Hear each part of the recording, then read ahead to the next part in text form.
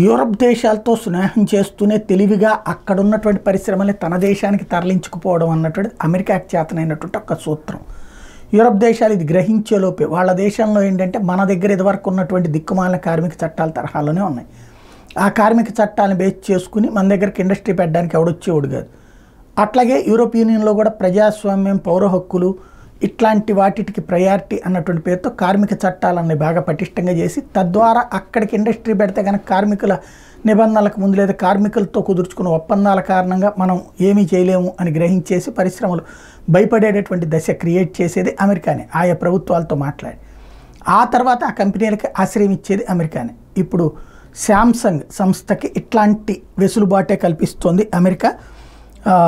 అమెరికాలోని 2026 నాటికి అమెరికాలో సెమీ కండక్టర్ చిప్స్ కోసం అని చెప్పేసి భారీ పెట్టుబడులు పెట్టబోతున్నట్టుగా శాంసంగ్ ప్రకటించింది.